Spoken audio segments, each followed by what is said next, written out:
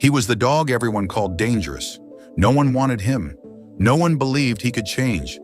But when a terrified wild bobcat kitten was brought into the shelter, something extraordinary happened. What this little bobcat did next shocked the entire shelter. The shelter always felt cold in the mornings.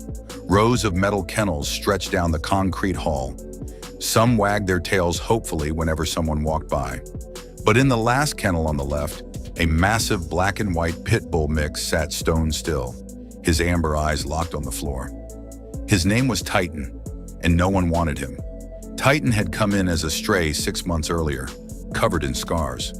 The intake papers said he'd been labeled dangerous after growling at 2 volunteers on his first day. Since then, most people wouldn't even pause at his kennel door.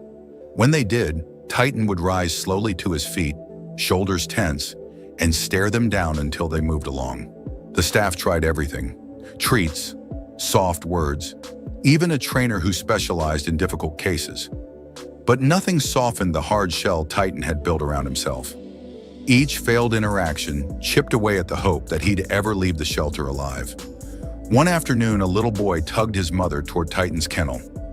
"Why won't anyone take that one?" he asked in a small voice. His mother shook her head, her eyes sad. "Because they think he's too angry to love," she whispered. No one knew then how wrong that assumption would turn out to be, or how a tiny creature would unlock the gentle heart Titan had been hiding all along. It was just after sunrise when the animal control van pulled up to the shelter's side entrance. 2 officers emerged carrying a small crate draped in a blanket. Inside, something moved, a quick, frightened rustle of limbs and fur. Shelter Director Marlene met them at the door. "What have you got?" she asked, peering inside. "Bobcat kitten," one officer said with a sigh. "Found it shivering behind a tool shed. No mother anywhere." Marlene's brows drew together. They rarely took in wildlife, but the little creature was too young and weak to survive on its own. "We'll set up an enclosure in isolation," she decided. The officers carried the crate past the kennels. Dogs erupted into a chorus of barking, every dog except Titan. He simply lifted his head and watched, his eyes following the crate as it disappeared down the hall. In the quarantine room, the kitten huddled in the corner of its cage. Its spotted fur bristled when anyone approached, and it let out a tiny, furious hiss. A bowl of softened meat sat untouched beside it. Marlene knelt by the cage, her voice low. "You're safe now," she murmured, though the bobcat didn't seem to believe her. Later that afternoon, as she made her rounds, Marlene noticed something strange. Titan was still sitting in the same spot, but now his gaze wasn't locked on the floor. He was staring down the hall toward the isolation room, ears perked, as though he knew something no one else did. By the second morning, everyone noticed Titan's new behavior. He no longer paced the back of his kennel or growled when staff passed. Instead, he sat by the front gate, ears pricked toward the quarantine room at the end of the corridor. Whenever Marlene opened the isolation door to check on the bobcat, Titan pressed his nose to the bars, watching with rapt attention. If the kitten cried, a thin, lonely mule, he let out a low whine in response. "Did you ever think you'd see the day?" one volunteer whispered, eyeing the big dog. "He looks calm." Marlene shook her head, amazed. "It's like he feels responsible for that little thing." Inside the cage, the bobcat was slowly changing too. The first time Titan whined, the kitten froze, wide eyes locked on the door. But instead of hissing, it took a shaky step toward the sound. That afternoon, Marlene experimented. She carried the bobcat's crate closer to Titan's kennel.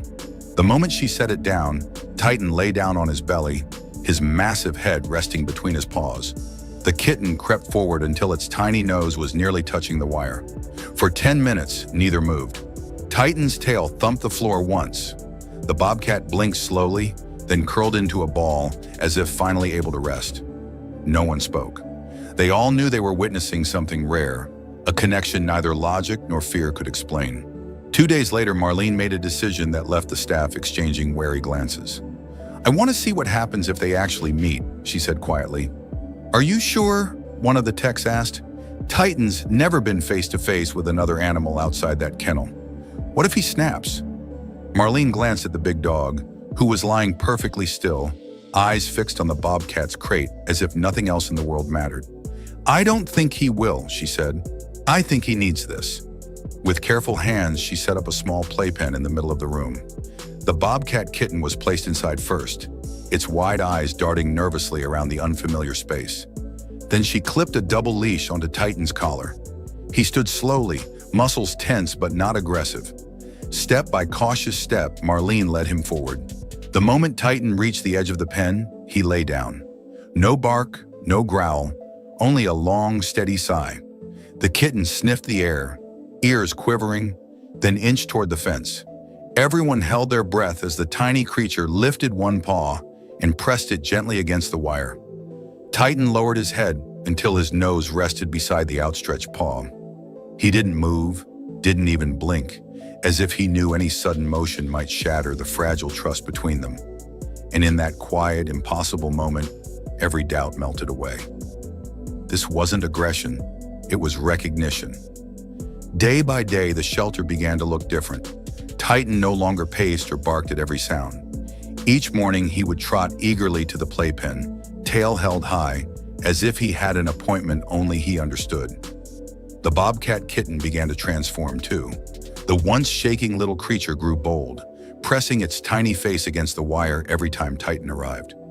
Sometimes it let out a chirping cry, and Titan would whine back, the two of them locked in a silent conversation no one could decipher.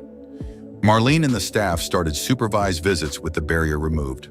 The first time Titan stepped inside the pen, everyone held their breath. But he simply lay down, enormous paws stretched out as if to show he meant no harm. The kitten crept over, its movements hesitant, and batted gently at Titan's ear. When he didn't react, it did it again, this time with more confidence. A rumble built in Titan's chest, but it wasn't a growl. It was a low, contented sound that made the kitten purr in answer. Soon the two were inseparable. Titan let the bobcat climb over his back and curl into the hollow of his neck. At night, when the kitten cried, Titan would pace in his kennel until someone let him lie nearby.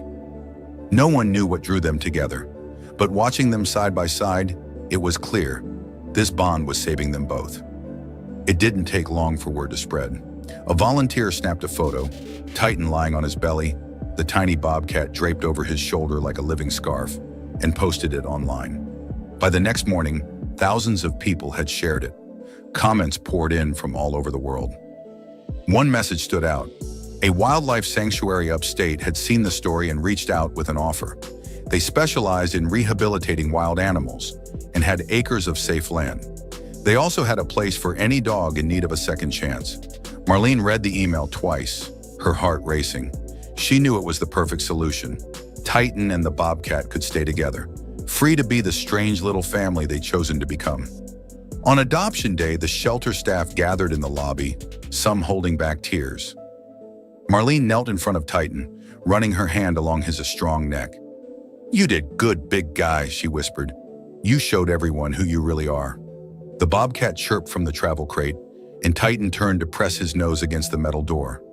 As the sanctuary team led them out, Titan paused at the entrance. For a moment he looked back, his amber eyes soft and calm, and then he stepped into the sunlight without hesitation. The door swung shut behind them, but no one felt sad, because sometimes it takes an impossible friendship to remind the world that every heart deserves a home.